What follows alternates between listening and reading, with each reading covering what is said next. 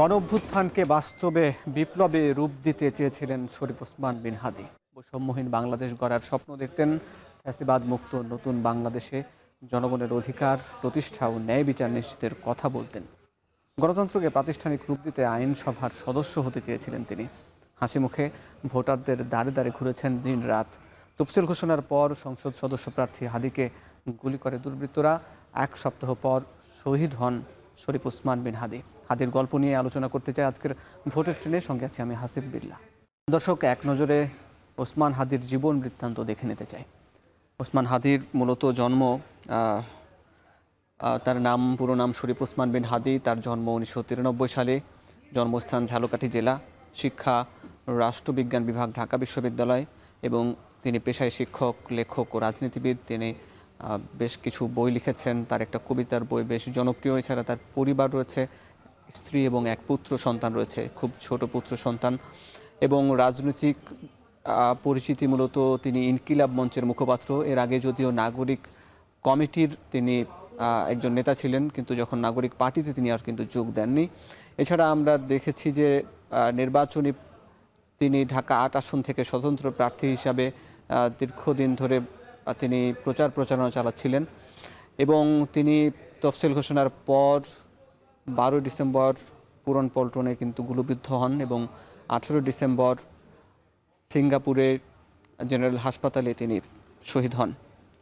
দর্শক, দেখছেন ভোটের ট্রেন।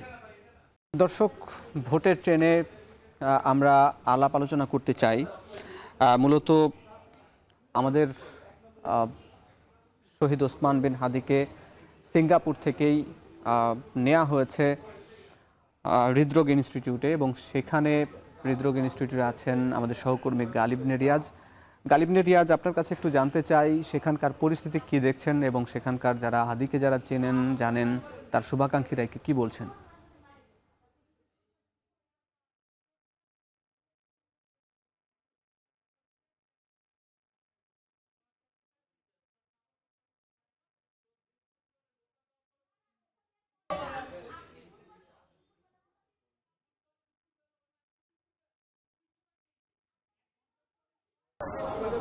আমরা আমরা মূলত শরীফ ওসমান হাদিকে নিয়ে আমরা আরও কিছু তথ্য জানাতে চাই। মূলত আজ সন্ধ্যায় সিঙ্গাপুর থেকে তিনি হজরত শাহজালাল আন্তর্জাতিক বিমানবন্দরে অবতরণ করেছেন তার মরদেহ, এবং তিনি তাকে হৃদরোগ ইনস্টিটিউটে রাখা হয়েছে। এবং কাল দুপুর 2টায় সংসদ ভবনে তার নামাজে জানাজা অনুষ্ঠিত হবে এবং দাফন করা হবে কবি নজরুল ইসলামের কবরের পাশে।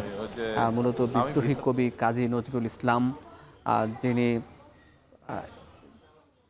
বিদ্রোহের প্রতীক, ঠিক একইভাবে শরীফ ওসমান বিন হাদিও কিন্তু বিদ্রোহের প্রতীক।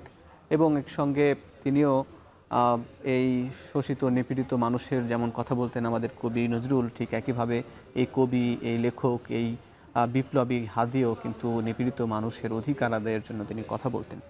এবং সেটি প্রতিষ্ঠা করার জন্যই তিনি অবশেষে সেটি তার জীবনের কাল হয়ে দাঁড়িয়েছে। এবং এজন্যই কিন্তু তার পরিবারের ইচ্ছায় এই কবি নজরুল ইসলামের কবরের পাশে অর্থাৎ ঢাকা বিশ্ববিদ্যালয় কেন্দ্রীয় মসজিদের পাশে তাকে দাফন করা হবে।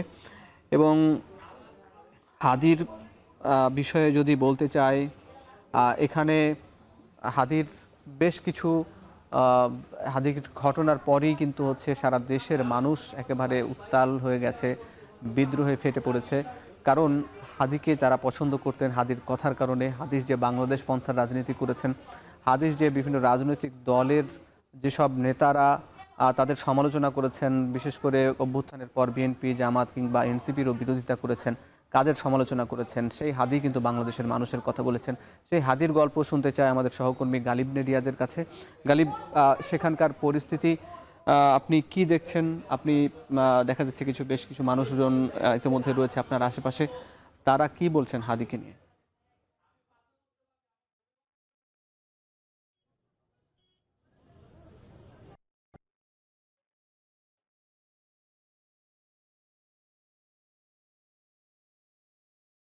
প্রকাশ করেছিল, তারাও তার সাথে কণ্ঠ মিলিয়েছিল।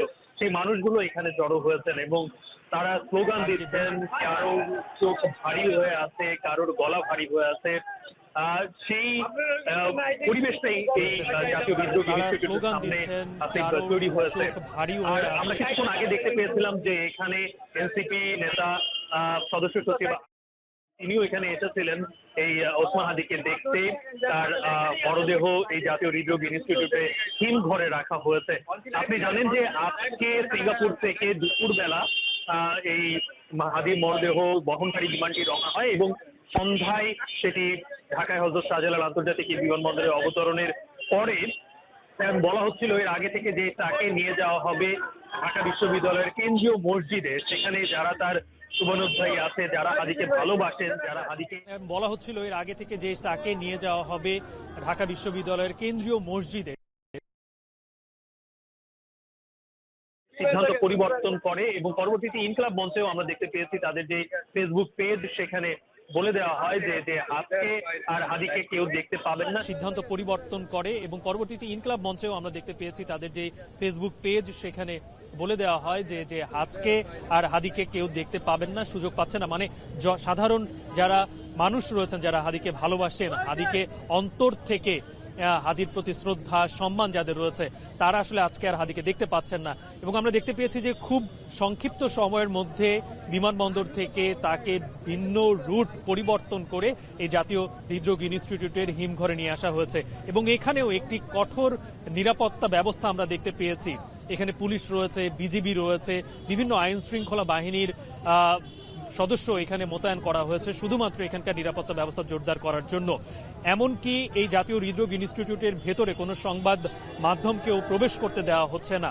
কারণ আপনি জানেন যে হাদির মৃত্যুর সংবাদ যখন গতকালকে ছড়িয়ে পড়ে, তারপর থেকেই যারা হাদিকে ভালোবাসেন এবং যারা হাদির চোখে, যারা হাদির কণ্ঠে নতুন এক বাংলাদেশের স্বপ্ন দেখেছিলেন, তার বলিষ্ঠ কণ্ঠস্বরে যারা কণ্ঠ মিলিয়েছিলেন, তারা কিন্তু শেষ পর্যন্ত বিভিন্ন এবং আমরা দেখতে পেয়েছি বিভিন্ন জায়গায় হামলার ঘটনা ঘটেছে, যে কারণে একটা কঠোর নিরাপত্তা ব্যবস্থা নেওয়া হয়েছে। এবং এখানে অনেকেই আমরা দেখতে পাচ্ছি তারা আসছেন শুধুমাত্র হাদিকে ভালোবেসে, এবং হাদির যেই চলে যাওয়া সেটি যে অপূরণীয় এবং এটা যে কি ধরনের ক্ষতি সেটাকে তারা আসলে কোনোভাবেই পূরণীয় নয়, সেই কথাই তারা আসলে বলছেন।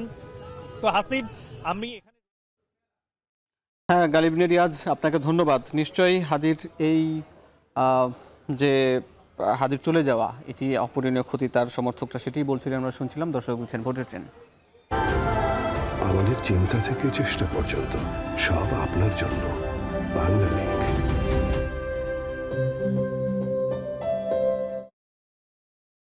দর্শক, হাদির গল্প শুনবো।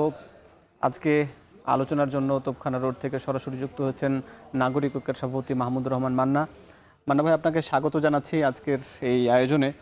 আপনি দীর্ঘদিনের আপনার রাজনৈতিক ক্যারিয়ার, সেই ঢাকা বিশ্ববিদ্যালয়ের ছাত্র সংসদ থেকে শুরু করে বিভিন্ন রাজনৈতিক দল এবং আপনার যে রাজনৈতিক দল নাগরিক ঐক্য, দীর্ঘদিনের ফ্যাসিবাদ বিরোধী আন্দোলন, অনেক কিছুই করেছেন। আবার আমরা দেখেছি তরুণ নেতা, আপনার ঢাকা বিশ্ববিদ্যালয়ের নেতা, এই ইনকিলাব মঞ্চের মুখপাত্র শরীফ ওসমান বিন হাদি। তার এই রাজনীতি এবং তার এই রাজনীতির জন্য তার এই জীবন দেয়া, এটিকে আপনি কিভাবে মূল্যায়ন করবেন? আপনার কাছ থেকে সেই হাদির গল্পগুলো শুনতে চাই।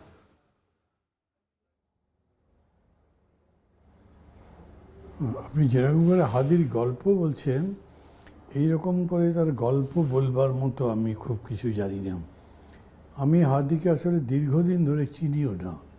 আমি মনে করি বাংলাদেশের বেশিরভাগ মানুষেরই তাই। কিন্তু অল্প দিনে হাদি একটা পার্থক্য তৈরি করতে পেরেছিলেন নিজের সাথে, অন্যান্য অ্যাক্টিভিস্টদের সাথে, ছাত্রনেতাদের সাথে। অ্যাক্টিভিস্ট বলাটাই সবচাইতে ভালো। উনি যা বিশ্বাস করতেন সেটা এত স্পষ্ট করে বলতেন, এত দৃঢ়তার সাথে বলতেন, এত ভালোভাবে বলতেন যে খুব অল্প দিনে তিনি সবার কাছে তার কথার জন্যই গ্রহণযোগ্য হয়েছেন। ইনকিলাব মঞ্চের মুখপাত্র ছিলেন উনি। ইনকিলাব মঞ্চ নিজে কি করে, এর ন্যারেটিভ কী, লক্ষ্য কী ইত্যাদি সম্পর্কে বিস্তারিত আমি পড়তেও পারিনি। কিন্তু পুরা ইনকিলাব মঞ্চকে রাজনৈতিকভাবে পরিচিত করেছিলেন হাদি তার অসাধারণ বাগ্মিতা দিয়ে, অথবা তার কথা বলবার যোগ্যতা দিয়ে, কিংবা বলা যায় যে তার ন্যারেটিভ বর্ণনা করবার যোগ্যতা দিয়ে। তার মৃত্যুর ব্যাপারটাও কীরকম ধোঁয়ায় বা ধোঁয়াশায় ভরা। কারা হত্যা করলো, কেন হত্যা করলো, বিস্তারিত হয়তো এখনও বোঝা যায়নি। বিভিন্নজন বিভিন্ন কথা বলছেন। যেভাবেই হোক না কেন একটা জিনিস বোঝা যায়, হাদি যে স্বপ্নটা দেখতেন একটা গণতান্ত্রিক বাংলাদেশ গড়তে, একটা দেশ যেখানে মুক্তভাবে কথা বলা যাবে, মুক্তভাবে শ্বাস নেওয়া যাবে, মানুষ মুক্তভাবে রাজনীতি, সাহিত্য তথা সব কিছু চর্চা করবে এবং বাংলাদেশকে একটা বাসযোগ্য কল্যাণকর দেশ বানাবে। আমি মনে করি সেই সব কিছুতে তিনি সক্রিয় বৈশিষ্ট্যে অল্প দিনের মধ্যে অনন্য হয়ে উঠেছিলেন। তার মৃত্যু অসাধারণ ক্ষতি হয়ে গেল আমাদের দেশের। একটা নতুন ধারা তৈরি হতে পারত তার বক্তব্য থেকে, তার রাজনৈতিক তৎপরতা থেকে, যেটা বাংলাদেশের জন্য এখন বেশ প্রয়োজন। আমি বলবো খুবই প্রয়োজন। সেইটা বন্ধ হয়ে যাবে বা যাবে না নির্ভর করে হাদি কতখানি তার সংগঠনকে ভেতরে ভেতরে গড়ে তুলতে পেরেছিলেন, কতখানি তিনি নিজেকে তার সংগঠনের কাছে তথা দেশবাসীর কাছে উপস্থাপন করতে পেরেছিলেন। মানে আমি এই জন্যে বললাম কথাটা যে আমার দেখে মনে হচ্ছে যে, আমি তো বলেছি প্রথমে একটা বৈশিষ্ট্য বা একটা ডিফারেন্স তিনি তৈরি করতে পেরেছিলেন, কিন্তু এটা তাকে যতখানি বৈশিষ্ট্য দিয়েছে ওনার মৃত্যুর পর, চলে যাওয়ার পরে তার যারা ফলোয়ার, দেখছি তো অসংখ্য ভক্ত তার, এই ভক্তরা রাজনৈতিকভাবে তাকে ধারণ করতে পারবেন কতখানি তার উপরে নির্ভর করছে তার সঠিক মূল্যায়ন হওয়া। যদি সবশেষ প্রশ্নের মতো আমি আপনাকে বলি যে এটাকে কিভাবে দেখছি, প্রথম কথা হচ্ছে দেখার মতো চোখের শক্তি আমার নেই। আমার চোখ পানি হয়তো পড়েনি, কিন্তু ব্যথিত হয়েছে, নিজের মনটা খুব খারাপ হয়েছে। প্রায় প্রতি মুহূর্তে সারা দেশবাসীর মতো আমি আশা করছিলাম যে তা ফিরে আসবে, ফিরে আসতে পারেনি। খুবই দুঃখজনক, মর্মান্তিক একটা মৃত্যু। জি, নিশ্চয়ই এটি আমাদের বাংলাদেশের রাজনীতিতে অনেক খুব ব্যথিক একটি ঘটনা, মর্মান্তিক মৃত্যু। আমরা এ নিয়ে আরও আলাপ করব, তার রাজনৈতিক বিষয়গুলো নিয়ে এবং তার রাজনৈতিক যে লক্ষ্য সেটির সঙ্গে বাংলাদেশের রাজনীতির যে বিষয়গুলো আছে সেগুলো নিয়ে আলাপ করব। আপনি থাকুন আমাদের সঙ্গে। দর্শক দেখছেন ভোটের ট্রেন, নিচে একটা বিরতি ফেলছি। RICL TMX, যুগের পর যুগ স্থাপনা থাকে মজবুত। VRM প্রযুক্তির RICL TMX। বিরতির পর স্বাগত। দর্শক দেখছেন ভোটের ট্রেন। হাদির গল্প নিয়ে আলোচনার জন্য তোপখানা রোড থেকে সরাসরি যুক্ত আছেন নাগরিক ঐক্যের সভাপতি মাহমুদুর রহমান মান্না। মান্না ভাই, আমরা দেখি যে নির্বাচনের সময় এক একজন প্রার্থী কোটি কোটি টাকা খরচ করেন তার প্রচারণার জন্য, কিন্তু আমরা দেখেছি যে শরীফ ওসমান হাদি সে একটা রিক্সা নিয়ে খালি পায়ে অর্থাৎ পায়ে হেঁটে ভোটারদের দাঁড়িয়ে দাঁড়িয়ে গেছেন, কিন্তু তেমন কিন্তু অত বেশি যে খরচ তিনি করেননি, কিন্তু তার চাইতেও কিন্তু মানুষ তাকে দান করেছে। এছাড়া দেখেছি যে তিনি তারপরেও মানুষের আস্থা অর্জন করতে পেরেছেন। আসলে এইটা কি এই অভ্যুত্থান পরবর্তী বাংলাদেশের জন্য অন্য প্রার্থীদের জন্য কি কোনো বার্তা আছে কি না, আপনি এটাকে কিভাবে মূল্যায়ন করবেন?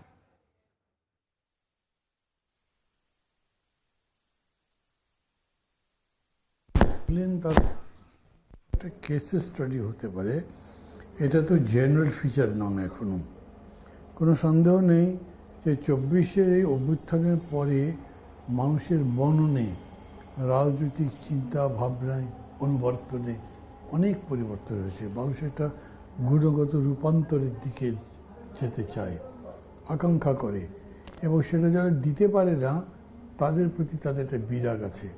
বা ধরেন ইতিমধ্যেই যারা রাজনীতির মাঠে বিচরণ করছে, কোনো তফাৎ, কোনো পার্থক্য তৈরি করতে পারেনি, তাদের আচরণের মধ্যে দিয়ে তাদেরকে আরও বেশি গ্রহণযোগ্য মনে হয়নি, বরঞ্চ মনে হয়েছে যে খুবই একটা ট্রেডিশনাল ধারাই কেমন রাজনীতি করছে, তাদেরকে প্রত্যাখ্যান করবার মানসিকতা মানুষের মধ্যে আছে।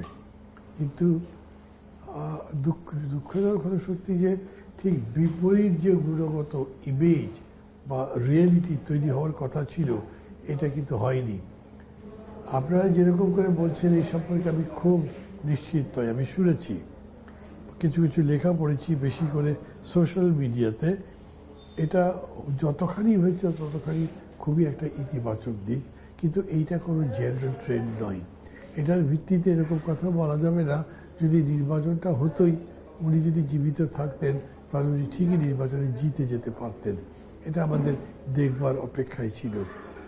আর বিভিন্ন জায়গায় যেখানে যেখানে নির্বাচন দেখছি, ধরেন আমিও তো একটা এলাকায় নির্বাচন করব, কাজ করছি, লোকজনের সাথে যোগাযোগ করছি, ওইখানে মানুষের ভাবনায় এরকম আসেনি যে নিজ দায়িত্বে তারা এগিয়ে আসছে, প্রার্থীকে বুকে টেনে নিচ্ছে, ভালো প্রার্থীকে খুঁজে বের করে নিচ্ছে, খারাপ প্রার্থীকে হয় সংশোধনের জন্যে শিক্ষা দিচ্ছে অথবা তাকে পরিত্যাগ করছে, এরকম প্রশ্ন বা এরকম বিবেচনা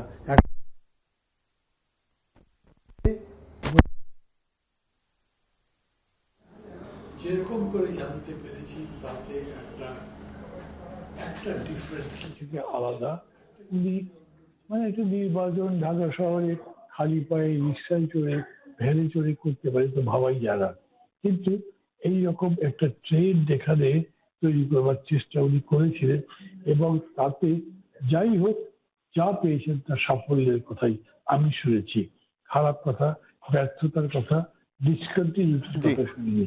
এই থেকে মনে হয় যে এটাতে একটা ইতিবাচক কিছু পাওয়া যেত। জি জি নিশ্চয়ই, ধন্যবাদ আপনাকে মাহমুদুর রহমান মান্না ভাই। আপনি আপনার ওসমান হাদিকে নিয়ে আপনার কাছ থেকে বেশ ইতিবাচক কিছু মূল্যায়ন শুনলাম। দর্শক, ভোটের ট্রেনে নিচ্ছে আরও একটা বিরতি, ফিরছি একটু পরে, সঙ্গে থাকুন।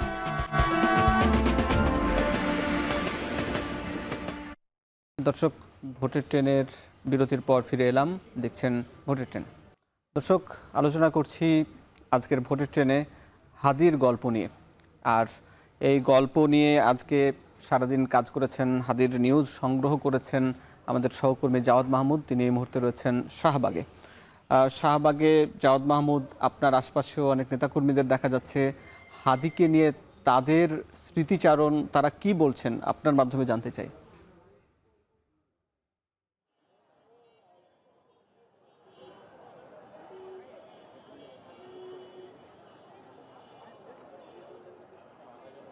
সিবিলে ধন্যবাদ আপনাকে। আপনি যেমনটি বলছিলেন যে আজকে সারাদিন ব্যাপী কিন্তু এই শাহবাগের এখানে আমরা দেখেছি যে হাদিকে যারা হত্যা করেছে তাদের বিচারের দাবিতে সাধারণ শিক্ষার্থীদের এবং ছাত্র জনতার একটি জমায়েত হয়েছিল।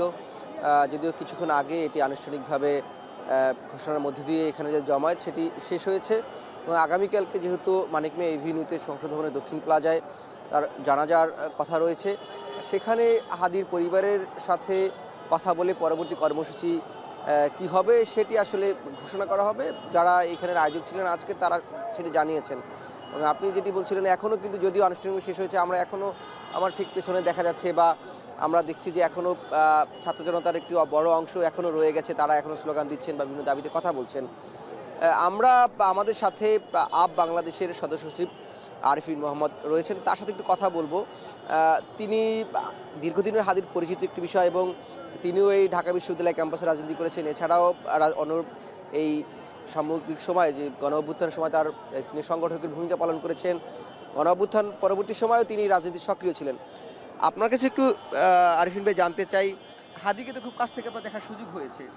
আমরা দেখেছি যে হাদিকে তিনি সবসময় ভারতীয় আধিপত্যবাদের বিরুদ্ধে কথা বলেছেন এবং আওয়ামী লীগ ফ্যাসিবাদের বিরুদ্ধে সবসময় বেশি সোচ্চার ছিলেন এবং তার যে সহযোদ্ধারা বা সহকর্মীরা, আপনাদের পক্ষ থেকে সেই দাবিটা করা হচ্ছে যে ভারতীয় আধিপত্যবাদের বিরুদ্ধে কথা বলার কারণেই মূলত হাদিকে প্রাণ দিতে দেওয়া হয়েছে বা তার এই প্রাণ দিতে হলো। আপনার আসলে তাই মনে হয় বা আপনার এই বিশ্লেষণটা কি আসলে? জি ধন্যবাদ। দেখেন, আমাদের এখানে গত 17 বছর যে সরকারটি ছিল ফ্যাসিস্ট রেজিম, হাসিনার ফ্যাসিস্ট রেজিম, এই রেজিমটা বাংলাদেশের মানুষের উপর চেপে বসতে পারছে এবং ফ্যাসিস্ট হইতে পারছে। তার কারণ হচ্ছে দিল্লি তাকে এইখানে বাংলাদেশের জনগণের বিপরীতে এই সরকারটাকে বসাইছে এবং ইলেকশন ছাড়া, পরপর 3টা ইলেকশন ছাড়া এই সরকারকে ভারত এইখানে তার ক্রীড়নক হিসেবে ব্যবহার করার জন্য, একটি লেন্দুব দর্জির মতো গভর্নমেন্ট হিসেবে তাকে ব্যবহার করার জন্য এখানে গত 15 বছর ধরে কন্টিনিউ করেছে। ফলে হাসিনার সরকার এইখানে শুধুমাত্র আওয়ামী লীগের শাসনের সরকার ছিল না, এটা ছিল দিল্লির একটা এক্সটেনশন। দিল্লির এক্সটেনশন বাংলাদেশের মানুষকে 15 বছর শোষণ করেছে। বাংলাদেশের মানুষ যখন জুলাইয়ের গণ অভ্যুত্থানের মধ্য দিয়ে এই দিল্লির এক্সটেনশনকে ক্ষমতা থেকে বিতাড়িত করেছে, তখন দেখেন হাসিনাকে কিন্তু পৃথিবীর আর কোনো দেশ আশ্রয় দেয় নাই। এরকম একটি খুনি সে ভারতের কাছেই আশ্রয় নিয়েছে। এবং শুধুমাত্র হাসিনাই না, হাসিনার সমস্ত যে মেশিনারি, আপনারা দেখবেন যে আমাদের ডিজিএফআই এর চিফের এগেনস্টে যখন আপনার ট্রাইব্যুনাল ওয়ারেন্ট জারি করেছে, সে হেফাজতে থাকা অবস্থায় পালিয়ে গেছে। আপনি সেটি বলছেন, কিন্তু ভারত বিরোধী তো আমরা দেখেছি অনেক নেতারাই করছেন, বা অনেকেই ভারতের এই যে আধিপত্যবাদ দিয়ে অনেকেই সোচ্চার আছেন, কিন্তু হাদি কেন, বা হাদিকে কেন টার্গেট করা হলো, বা আপনার এই দাবিটি কেন করছেন? তার কারণ হচ্ছে আধিপত্যবাদের বিরুদ্ধে বাংলাদেশের মানুষের যে সংগ্রাম, সেই সংগ্রামে 5ই আগস্টের পরবর্তী নতুন বাংলাদেশে হাদি বাংলাদেশের গণমানুষের কণ্ঠস্বর হয়ে উঠেছিলেন। বাংলাদেশের মানুষ যেই কথাটা শুনতে চায়, যেই কথাটা বলতে চায়, আমাদের রাজনীতিবিদরা এবং আরও যারা আমাদের মিডিয়া ব্যক্তিত্ব আছেন তারা সেই কথাটা বলেন নাই। তারা ফিল্টার করে এক ধরনের কথা বলেছেন। তাদের এই ফিল্টার্ড কথা আসলে বাংলাদেশের গণমানুষের কথা না।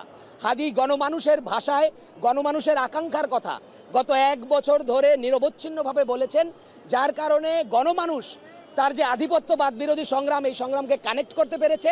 ফলে বাংলাদেশের সমস্ত মানুষ এই আধিপত্যবাদ বিরোধী সংগ্রামে সোচ্চার ছিল, সক্রিয় অংশগ্রহণ ছিল। ভারত এটা মেনে নিতে পারে নাই, এবং আমরা মনে করি এটা সরাসরি ভারতের সম্পৃক্ততা আছে বলেই হাদির খুনি ভারতে পালিয়ে গেছে বলেই। আপনি যখন বলছেন যে ভারতের সম্পৃক্ততা আছে, তো এই আলোচনাটা আছে যে যেহেতু বাংলাদেশের পার্শ্ববর্তী দেশ ভারত, প্রতিবেশী তো পরিবর্তন করা যাবে না, এবং তারা যেহেতু ভূরাজনৈতিকভাবে একটি গুরুত্বপূর্ণ অবস্থানে রয়েছেন, আঞ্চলিক শক্তি হিসেবে তাদের একটা শক্তিমত্তার জায়গা রয়েছে, সে জায়গা থেকে অনেকেই আলোচনা করার চেষ্টা করছেন যে ভারতের বিরুদ্ধে যখন এই ধরনের কথা বলা হচ্ছে, বক্তব্য বিবৃতি দেওয়া হচ্ছে, সেটি আমরা বিভিন্ন রাজনৈতিক দলকেও দেখছি তারা আসলে এই ধরনের বক্তব্যকে সমর্থন করছে না, বা এই যে ভারতের অখণ্ডতা নিয়েও যে বলা হচ্ছে সেটিও অনেক রাজনৈতিক দল সমর্থন করা তাদের বক্তব্য বিবৃতি বা তারা সেটি দিচ্ছেন। সেই জায়গা থেকে আসলে সেটুকু কতটুকু আসলে যৌক্তিক যে আরেকটা স্বাধীন সার্বভৌম দেশ নিয়ে কথা বলা, বা ভারতের এই যে বাংলাদেশের টানাপোড়েনের জায়গা যেটি চলছে, সেটি আসলে কতটুকু যৌক্তিক বলে আপনার মনে হয়? ভারত তো কন্টিনিউয়াসলি বাংলাদেশের স্বাধীনতা সার্বভৌমত্ব নিয়ে কথা বলছে।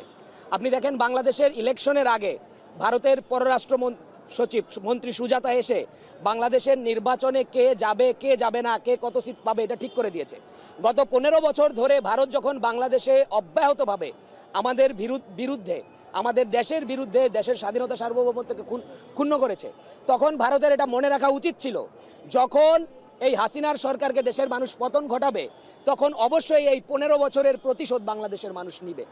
বাংলাদেশের মানুষ ভারতের সাথে বন্ধুত্বপূর্ণ সম্পর্ক চায়, কিন্তু বন্ধুত্ব মানে কোনো প্রভু নয়। আরিফিন, আপনার কাছে আবার আসবো আমরা কিছুক্ষণ পরে। হাসিব, যেটি আরিফিন মোহাম্মদ বলছিলেন যে এই ভারতের যে আধিপত্যবাদ এবং বাংলাদেশে নিয়ে কিন্তু ভারত অনবরত তার যে সার্বভৌমত্বের হুমকিমূলক বিভিন্ন কথাবার্তা বা তাদের যে অ্যাপ্রোচ, সেটি নিয়েও আরিফিন মোহাম্মদ তিনি প্রশ্ন তুলছিলেন, এবং সেই জায়গা থেকে যখন বাংলাদেশ ভারতের বিরুদ্ধে কথা বলে তিনি সেই প্রশ্নটি রাখছেন, তাহলে সেটি কেন আসলে ভারতের আধিপত্যবাদ নিয়ে বা ভারতের বিরুদ্ধে সেটিকে কেন ধরা হবে বা সেটিকে কেন বিবেচনা করা হবে?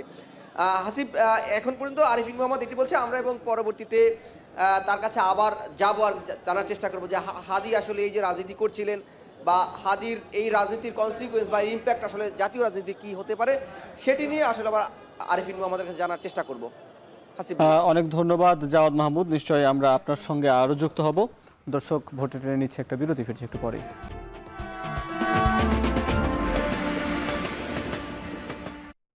দর্শক, বিরতির পর স্বাগত, দেখছেন ভোটের ট্রেন। আলোচনা করছি হাদির গল্প নিয়ে, আর সে গল্প শুনবো সহকর্মী জাওয়াদ মাহমুদের মাধ্যমে। তিনি আছেন শাহবাগে। জাওয়াদ, আমি জানতে চাই, হাদির রাজনৈতিক জীবন, যেখানে রাজনীতিবিদরা বিভিন্নভাবে কলুষিত হয়ে যান, মানুষ নানান সমালোচনা করেন রাজনীতিবিদদের, সেখানে দেখা যায় যে হাদির জীবনের একটু ব্যতিক্রম ঘটনা, তার সহযোদ্ধারা তার ব্যক্তিগত জীবনের স্মৃতিচারণ নিয়ে কি বলছেন?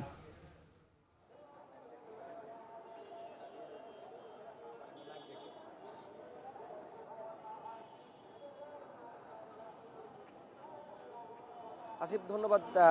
বিরতির আগে আমরা কথা বলছিলাম বাংলাদেশের সদস্য সচিব আরিফিন মোহাম্মদের সাথে। তিনি হাদিকে নিয়ে বলছিলেন বা হাদির আন্দোলন সংগ্রাম নিয়ে বলছিলেন।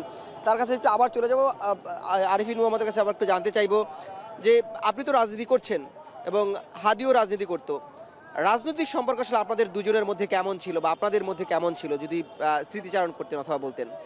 আচ্ছা, হাদির সাথে আমাদের খুবই গভীর সম্পর্ক আর কি, একটা লম্বা সময় ধরে।